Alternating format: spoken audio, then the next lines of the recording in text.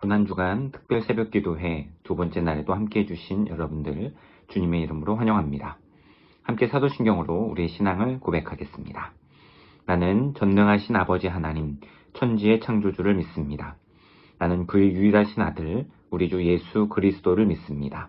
그는 성령으로 잉태되어 동정녀 마리아에게서 나시고 본디오 빌라도에게 고난을 받아 십자가에 못 박혀 죽으시고 장사된 지 사흘 만에 죽은 자 가운데서 다시 살아나셨으며 하늘에 오르시어 전능하신 아버지 하나님 우편에 앉아 계시다가 거기로부터 살아있는 자와 죽은 자를 심판하러 오십니다.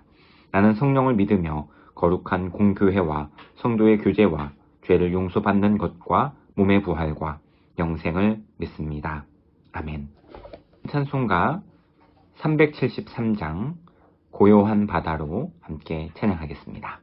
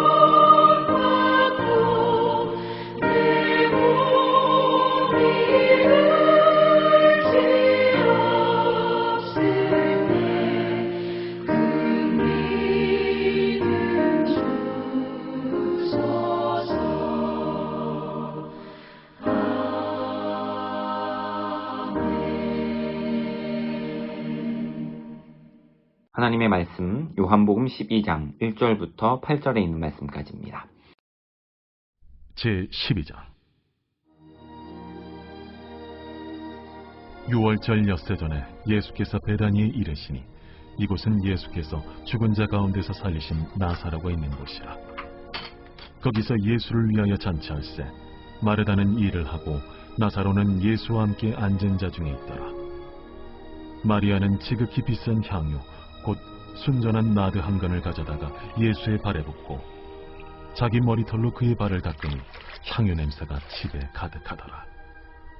제자 중 하나로서 예수를 잡아줄 가룟 유다가 말하되 이 향유를 어찌하여 300데나리온에 팔아 가난한 자들에게 주지 아니하였느냐.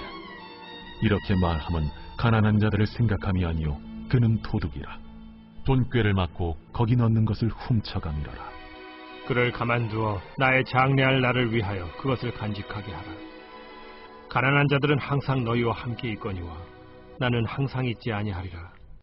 오늘은 예수님을 바라보는 우리의 시선은 이라는 제목으로 하나님의 귀한 말씀을 나누고자 합니다. 동일한 사실이라 하더라도 누가 어떤 관점으로 해석하느냐에 따라 전혀 다른 의미를 가지게 됩니다. 다른 의미만 갖게 되는 것이 아니라 전혀 다르게 반응하게 되고요. 전혀 다른 방법을 사용하게 됩니다. 방사선은요, 인체에 굉장히 위험하기 때문에 상당히 조심해서 다루게 됩니다. 하지만 암을 치료할 때는 방사선 치료를 받게 됩니다. 최근 우리는요, 바이러스 때문에 고생을 많이 하고 있습니다. 바이러스에 노출되는 것은 위험하기 때문에 전염되지 않으려고 많은 노력을 합니다.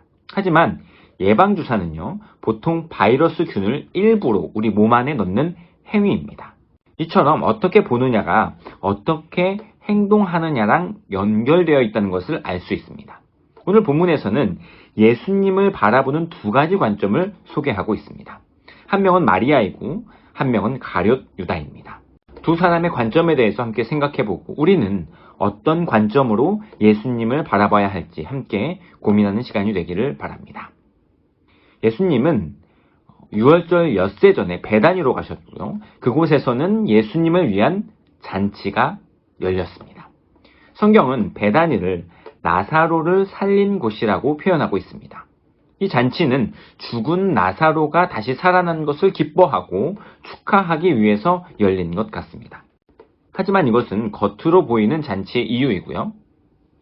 실제로 이 잔치는 예수님에게 특별한 의미와 위로가 있었을 것으로 생각됩니다. 왜냐하면 이 잔치 이후에 예수님께서는 십자가에서 죽임을 당하시기 위해 예루살렘으로 입성하셨기 때문입니다. 사실 예수님께서는 수많은 이적을 행하셨지만 이전에는 누구도 예수님을 위해 잔치를 벌이지 않았습니다. 그런데 예수님께서 십자가의 길을 감당하기 위해 예루살렘 성에 입성하시기 전, 그 바로 전에 베단이라는 동네에서 잔치가 열린 것은 아마도 예수님에게는 그 고난의 길을 걸어가기 전에 작은 위로의 시간이 되었을지도 모르겠습니다. 이런 예수님의 마음을 알았을까요? 이때 마리아가 지극히 비싼 향유 곧 순전한 나드 한 근을 가져다가 예수의 발에 붓고 자기의 머리털로 그 발을 닦습니다. 순전한 나드 한 근을 해석해 본다면 거의 전 재산이라고 해도 과언이 아닐 정도입니다. 한 데나리온이요, 당시 노동자의 하루 품삯이었기 때문에 대충 짐작이 되실 것입니다. 게다가 이 나드라고 하는 것은 결혼을 위해 준비하는 고급 향품이었습니다. 전 재산을 들였을 뿐만 아니라 자신의 인생까지도 내어놓는 모습이었습니다. 마리아는 이 모든 것을 예수님께 드립니다.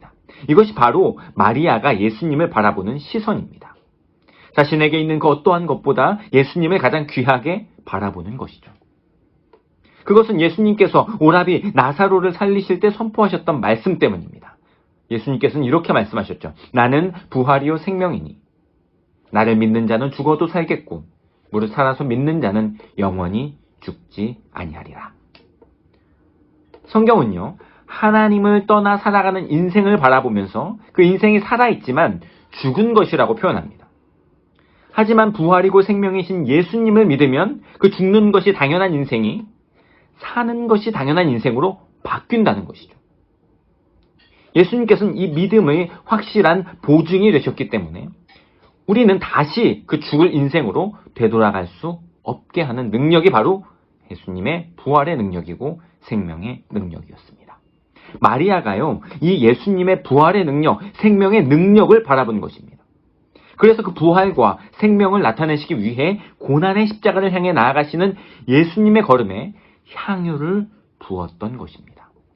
예수님은 그것을 아시고 자신의 장례를 위해 마리아가 보여준 이 헌신에 감사하고 축복해 주었습니다.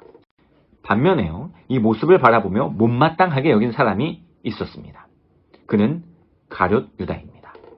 가룟 유다는 그 향유를 예수님께 부을 것이 아니라 팔아서 가난한 자들에게 나누어 주는 것이 훨씬 가치 있는 일이라고 생각했습니다. 가난한 자들을 도와야 한다는 가룟 유다의 생각은요, 사실 잘못된 것은 아닙니다. 하지만 성경은요, 그가 가난한 자들을 생각함이 아니라 그 돈을 훔쳐가려고 그렇게 말한 것이라고 기록하고 있습니다. 즉 가룟 유다는요, 말씀의 가치관보다는 세상의 가치관으로 예수님을 바라본 것입니다. 그러니 부활이고 생명이라는 예수님의 말씀을 마리아와 동일하게 들었음에도 불구하고 그 부활의 의미를 진정으로 깨닫지 못한 것입니다. 단순히 죽은 사람이 살아나는 기적이 중요한 것이 아닙니다. 세상의 가치는 그것을 중요하게 생각할지도 모르겠습니다. 하지만 부활에 있어서 진짜 중요한 것은 우리가 창조되었던 그때의 모습으로 다시 회복되는 것이고요. 깨져버렸던 하나님의 형상이 다시 맞춰지는 은혜입니다. 이것이 믿는 우리들에게는 능력이지만 믿지 못하는 사람들에게는 미련한 것이죠. 그러니 자신이 하나님이 창조하셨던 원래의 모습대로 다시 회복되는 것보다 지금 당장 살아가야 할 이 땅에서의 일이 중요했던 것입니다. 그래서 예수님보다는 돈에 더 관심을 가지면서 예수님을 바라보는 것도 돈벌이로만 바라보게 된 것입니다. 우리는 어떤 시선으로 예수님을 바라보고 있습니까? 믿음은 결국 시선을 뒤집는 싸움입니다. 내 시선이 아닌 하나님의 시선으로, 세상의 시선이 아닌 말씀의 시선으로 볼 수 있느냐, 볼 수 없느냐가 관건입니다. 그렇기 때문에 내 관점이 아닌 하나님의 관점으로 해석할 수 있는 것이 바로 믿음의 척도가 됩니다. 믿음이 성장하고 성숙해진다는 것은 하나님의 관점으로 또한 말씀의 관점으로 해석할 수 있는 영역들이 점점점 넓어지는 것을 말합니다. 이 주간은 예수님께서 걸어가신 십자가의 길을 묵상하는 주간입니다. 그 고난을 세상의 관점으로 바라보면 그저 슬프고 애통할 뿐이지만 그 고난을 말씀의 관점에서 바라본다면 그 고난은 부활의 소망이고 안타까움과 속상함은 결국엔 감사와 기쁨으로 이어질 것입니다. 예수님을 믿음의 시선으로 바라보고 말씀의 시선으로 바라볼 수 있는 우리가 되기를 소망합니다. 세상의 관점에서는 전혀 해석되지 않는 삶이 바로 예수님의 삶입니다. 하지만 하나님의 관점으로 예수님을 바라본다면 오늘 우리에게 주어지는 고난의 순간도 버티고 견디면서 또한 소망으로 이겨나갈 수 있는 믿음이 선물로 주어지게 되는 것입니다. 예수님을 믿음의 눈으로 바라보는 것처럼 우리의 인생에 대한 해석도 세상을 바라보며 할 것이 아니라 예수님을 바라보면서 해야 할 것입니다. 예수님을 제대로 볼 수 있어야 인생의 해석이 달라지기 때문입니다. 예수님을 제대로 바라보면서 이 땅을 넘어 우리를 위해 예비하신 하나님 나라를 소망하면서 비록 힘들고 어려운 이 땅에서의 삶이지만 또 믿음으로 한 걸음 한 걸음 내딛는 하루를 살아가는 저와 여러분들이 될 수 있기를 주님의 이름으로 간절히 소망합니다. 기도하겠습니다.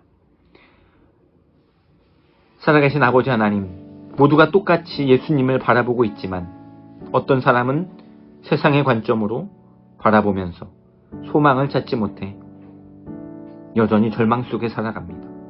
하지만 또 어떤 사람들은 말씀의 관점으로 예수님을 바라보면서 진정한 소망을 찾아 이 땅의 것에 휘둘리지 않는 인생을 살아갑니다. 주님, 주님의 자녀로 이 땅에 발 디디며 살아가는 우리는 오늘도 혼란스러운 시선으로 갈팡질팡하는 인생임을 고백하지 않을 수 없습니다. 우리를 붙들어 주시고 인도하여 주시고 믿음의 믿음을 더하여 주셔서 이제는 나의 시선, 세상의 시선이 아닌 말씀의 시선으로 주님을 바라보고 그리 아니하실지라도 그럼에도 불구하고 주님과 함께 그 십자가의 길을 지나 부활의 소망까지 이르는 신앙생활이 될 수 있도록 우리를 붙들어 주시옵소서. 사랑 많으신 예수님의 이름으로 간절히 기도드립니다. 아멘. 오늘 말씀을 기억하시면서 함께 한 목소리로 기도하며 나아가기를 소망합니다. 오늘은 예수님을 바라보는 두 가지 관점에 대해서 살펴보았습니다. 마리아는 하나님의 관점, 말씀의 관점으로 예수님을 바라보았고 가룟 유다는 세상의 관점, 자신의 가치관으로 예수님을 바라보았습니다. 우리는 어떠한 모습으로 예수님을 바라보고 있습니까? 이 시간 함께 기도하실 때는 하나님, 우리가 예수님을 바라볼 때 세상의 관점, 세상의 가치관이 아니라 나의 만족, 나의 유익을 위해서 바라보는 것이 아니라 온전히 하나님의 관점, 말씀의 가치관으로 주님을 바라보게 하시고 나의 만족과 유익이 아닌 하나님의 만족과 하나님의 유익을 위해서 주님을 바라보며 주님 안에서 걸어가는 우리가 될 수 있도록 은혜 베풀어 달라고 함께 기도해 주시기를 바랍니다. 또한 우리의 살아가는 인생도 하나님의 관점으로 바라볼 수 있도록 기도하시기를 바랍니다. 그래서 우리의 인생의 모든 순간순간마다 하나님의 뜻을 깨닫게 하시고 하나님의 인도하심을 따라 걸어가게 하시고 비록 힘들고 어렵지만 믿음으로 버티고 견뎌내면서 하나님 나라를 소망하며 힘있게 한 걸음 한 걸음 믿음의 걸음을 걸어갈 수 있는 오늘 하루가 될 수 있도록 은혜 베풀어 달라고 이 시간 함께 한 목소리로 기도하시면서 하루를 시작하도록 하겠습니다. 함께 기도하겠습니다.